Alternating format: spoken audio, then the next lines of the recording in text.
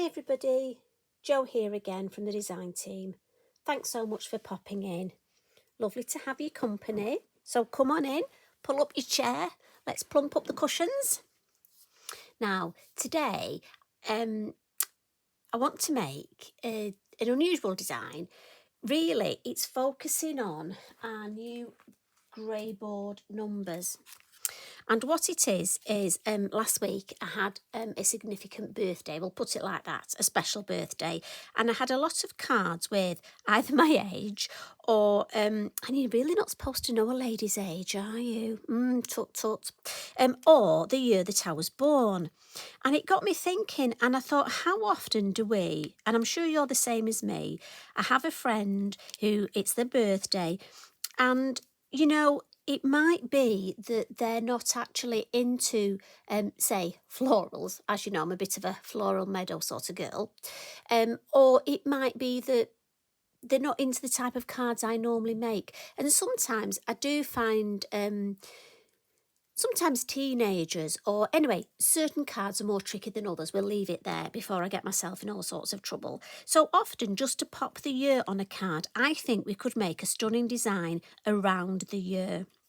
So what I've done is I've popped out, so these are the fabulous numbers, and it's Greyboard, and quite a few have been asking what Greyboard is, and it's a composite. It's sort of a bit like thick cardboard, really. It's fabulous stuff. It's lightweight, so great to add to cards. Make your own embellishments, but I do think the numbers, I've got to be honest, the numbers are so useful, especially, as I say, for those, for me, difficult cards to make. So I've popped the numbers out, and I'm going to make a background. So I'm going to put the numbers to one side because I've already coloured mine, and as they're drying I will show you how I've coloured them. Now somewhere I've got a piece of card, here we go. And I'm going to use, it's a 5.5 inch square multifarious, and it's going on a 6x6 card blank. And I'm going to do a bit of an ombre in sort of blues. So I'm going to use my oxides, and I'm starting with shaded lilac. And then I'm going to blend into Stormy Sky. Well, that's the plan. Then into Mermaid Lagoon. And finally into Prize Ribbon. So for me, I find it easier. I just pop them. Now, you probably won't be able to get all of them in shot. And I've got sort of a, dare I say, a little blender for each one. And I always pop the blenders in the lids. And as usual, you know, I have just no space whatsoever here. And I'm going to start off, just get my trusty bit of kitchen towel, which has probably seen better days. Now I'm going to start off with the lightest colour. Now you could do this with just 3 colours, but I wanted to bring in a little bit of a purpley tone. But I mean, an ombre, you could just have your 3 blues, your light, your medium and your dark. But I just wanted to bring in a bit of the shaded lilac at the top. It's nice to have a bit of a challenge. And again, I'm just putting my smoothie and dabbing a bit off on the lid. And then I'm coming in with my next colour. And just blending it across, always from the outside in. If you're somebody who gets marks, don't ever go in the middle. You'll just find it easier if you come in from the edges. Now I'm just going to go over the shaded lilac a bit, over that blend. And then I'll come back in with that blender. I've not added any more ink, and just blend. And again, the colours just go beautifully together. So we'll come in from the base now. So it's the deep colour. Again, take some off on the lid. Well, the Prize Ribbon's quite a deep blue. Now again, any of the blues will be fine. Whatever colours. This looks lovely. I mean, ombres of green are fabulous. If you know the sort of colours, I mean, I've got to be honest. You know, if it was me, I'd be going my usual yellow, orange and red. But I thought, no, let's add some blue. And then I'm going to come in with my third colour here, again from the side. Now, as you can see, this has got quite sort of turquoisey tones. And again, I'm just going to turn this around just because it's easier for me. Side and then in. Right, so we'll work on this blend first. And again, it's a bit of muscle work. Just going to turn this way. So I want to add a bit of a deeper colour here.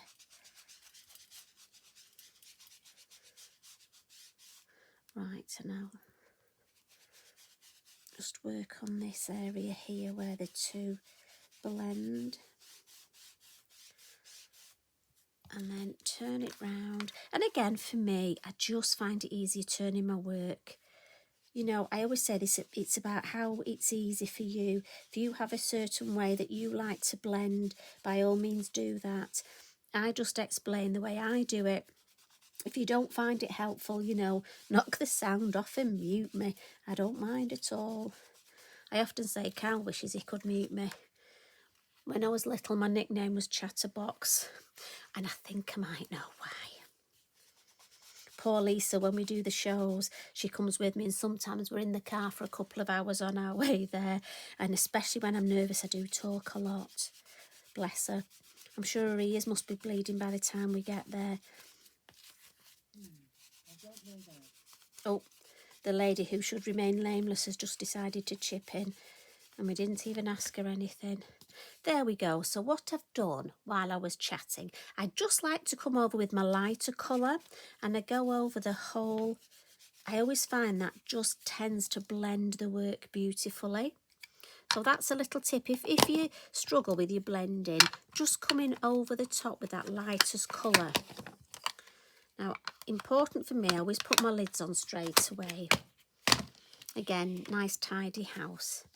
And let's just clean this up. Again, nice tidy house. Keep my craft mat as clean as I can. I do keep getting marks on it, but I do keep trying to clean it, because I know you'll message me, won't you, and tell me my craft mat isn't clean. And what I thought I'd do, just because we want a nice general background, is we'd do a little bit of the ghosting with the stencil. Now, I could pop the stencil on if I wanted and add some ink through, but I fancy a bit of the watercolour ghosting. And this stencil is dynamic. And again, one of my faves. So I'm just going to wet the back of my stencil. I'm going to spritz it. Now, sorry, Eric, although he does love a bit of a shower.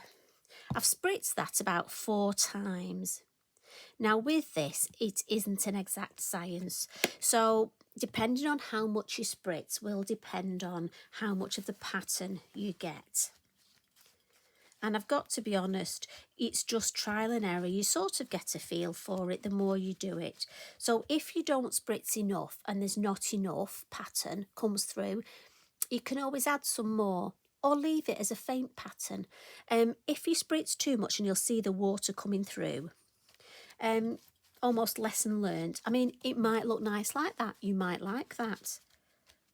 But sometimes I think it's nice to do something that isn't almost an exact science. Now, I get a bit impatient, I must admit. So when I've patted it a bit, I like to have a bit of a nosy how we're going on, and look, can you see we've definitely got something happening there. And often it shows up better on the darker colour. So yeah, that's looking, I'm pretty happy with that. And the dark colours will show up the ghosting more. And also as it dries, it will show up more. So you just sip your tea, chat amongst yourselves. Now I'll take that off. Oh, lovely. I'm just going to put it to one side to dry a little bit more while I just clean. There's only a little bit left on my stencil, but I don't like to put anything away if it's not clean. And I'm trying to get in the habit of patting my stencils. Otherwise, sometimes you can catch those little bits that stick up. And even if you think there aren't bits that stick up, if you rub it, you may find that there are. And I don't want to, I love my stencils, so I don't want to spoil them at all. Right, so that's going back in here. Again, tidy mind. Now let's bring this back. It's had a couple of minutes, and look at that. I just love it. You know, I do this so many times, and I've got to be honest, I still love it every time. Now I'm just going to pop the heat tool on it. Now at home, my suggestion would be let it dry naturally. I mean, I've got to be honest, I could do this all day long. You know, if your mojo's gone, and quite a few of you get in touch, and especially if you're not feeling well or you've had some bad news, or, I mean, I've had a bad couple of weeks, and, you know, it happens to all of us. We just get a bit, bleh. Blending some ink and just putting that water and doing the ghosting with the stencil, do you know what? It can just make you so happy, or at least cheer you up a bit, even if it's just for a couple of minutes. And I think we all need that, don't we? Right, there we go. And again, heat from the back keeps it nice and flat. But look at that. I love that. Sorry if I've gone on a bit much, but I genuinely do. I really love that. So what we're going to do next is, because this is a birthday card, we're just going to stamp. And I don't want to overcook it. And I've got, from the Heartfelt Verses, birthday wishes. And I'm going to come in with Warm Breeze in the VersaFine Clair. And I'm just going to stamp just first, second, third generation. And I'm actually going to start from this corner now. Now, you would wait for your card to almost cool down a little bit more, because it will be flatter and easier. But I'm just doing it. And I'm hoping these are going to meet somewhere in the middle.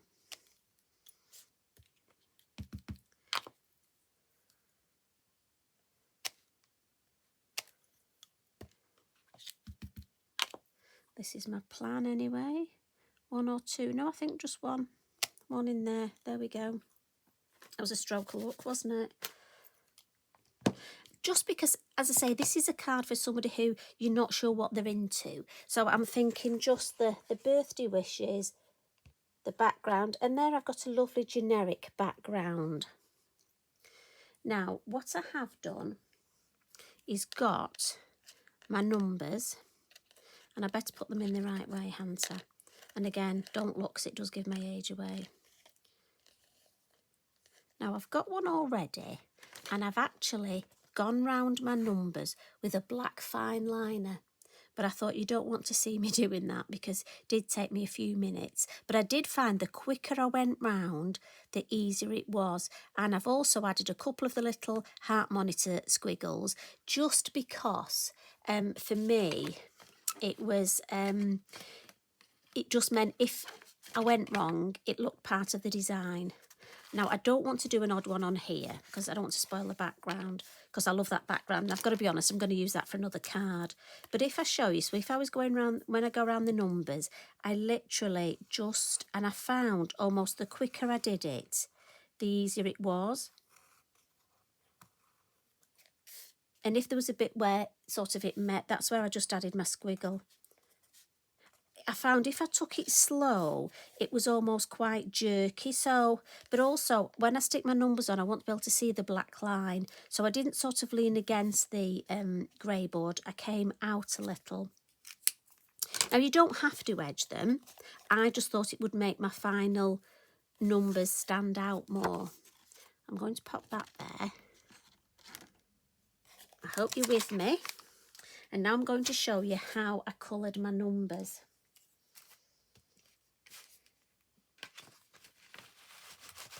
I just want to bring in a non-stick craft mat, just because I don't want to get, I'm using the lovely gilding polishes, and I don't want to get them on my mat.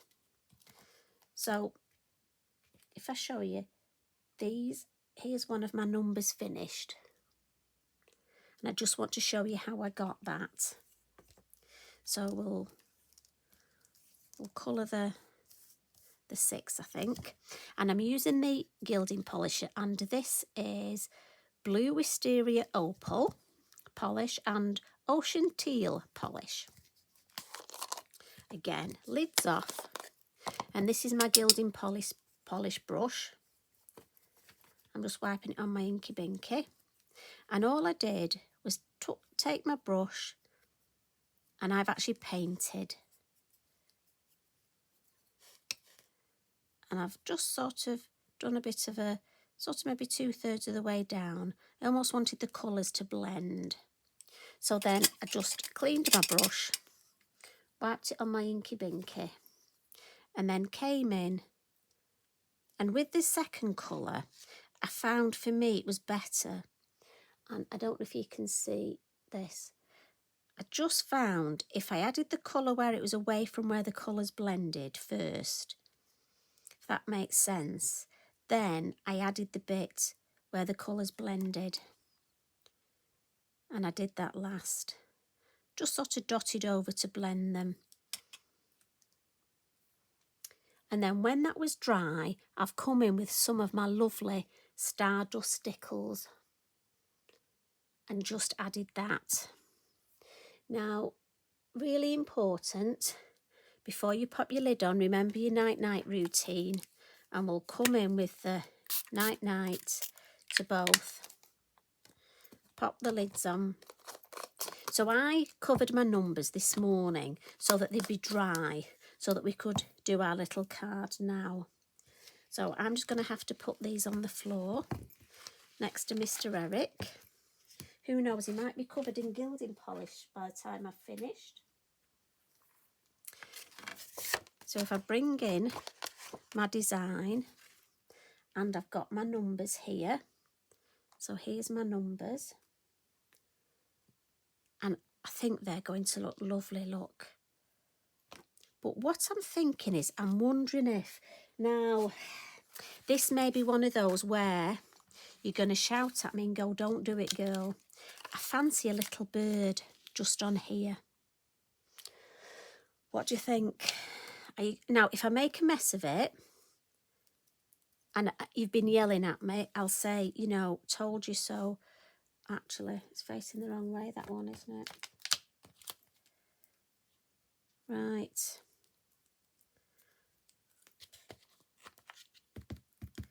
Well, I'm going to have a go at it anyway. And you know what? If it doesn't work, all those of you that saying don't do it. So I just might get my head over, just pop in the little bird. I just wanted another little stamped. I mean, I did think of adding Pippin. You know, we've got so many little stamps that you could add to this. And again, don't forget we've got all that ink on there, the water. So do make sure it's dry before you do this. Yeah, happy with that. So, pastel pencils. And let's get the white out. So these are just the Van Gogh pastel pencils. And again, we're just going to use the white and add a little bit of highlight. Let's just give a little bit of a wing. I don't think it's quite.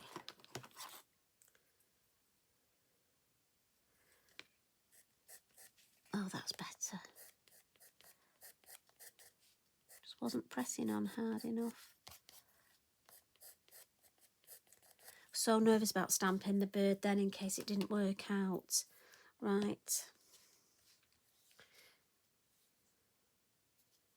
So, should we put the numbers on? What do you think? Now, to attach the numbers, I'm just thinking I'm going to put some posca on, but what I might do is do my posca splats first, you know. That's what I was hesitating. So I know, just in case you're wondering why I was hesitating, I fancy some white posca splats. So, again, posca pen, brush, just gentle taps. And again, I'm just going along where I've done my, just across that diagonal. And then I'm just going to add a few flicks to get a couple of bigger ones. There we go. And that's the difference. Tapping gives me the small ones. The whipping sort of action gives me the larger ones. It is funny sometimes. Isn't it funny when you think and you go quiet? So we can pop the numbers on now. And I'm going to use my Distress Collage Medium. And what I'm going to do is just pop a little bit on my mat, pop the lid back on, and then, now again, you could use a brush. I'm just going to use my finger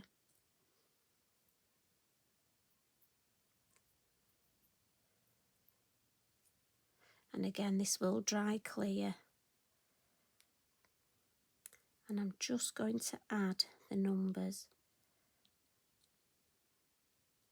And again, the beauty of the collage medium, as it dries, it sort of shrinks, it sucks back in.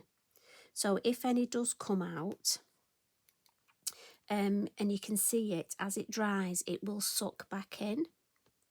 Now again, I'm doing this now, but you may want to make sure that your card is nice and flat before you put your numbers on.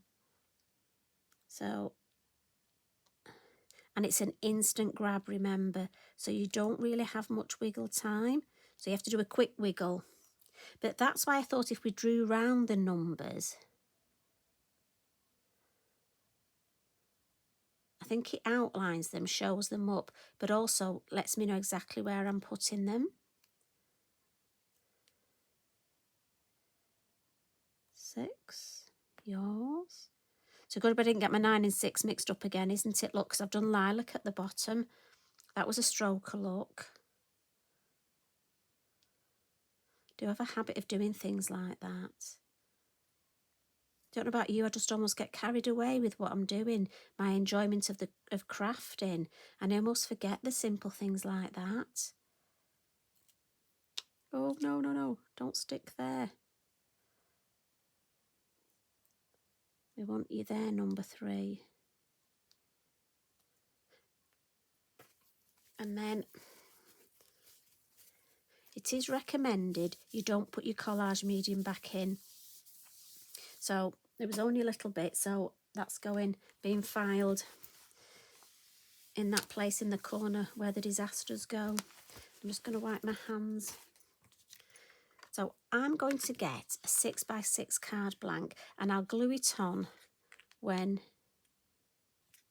that's better, when I'm just going to let the numbers dry, stay, and then I think that is just such a lovely idea if you don't know what to do for somebody but you know their age or the year that they were born. And again, just such a lovely generic background. So I hope you've enjoyed it. I hope it gives you some ideas of what to do. Again, so simple, but often simple is just sometimes we need that sort of simple card design. So thanks for joining me again, and thanks for all your lovely comments. I do appreciate it. You take care, everybody. Love and hugs from me. Bye for now.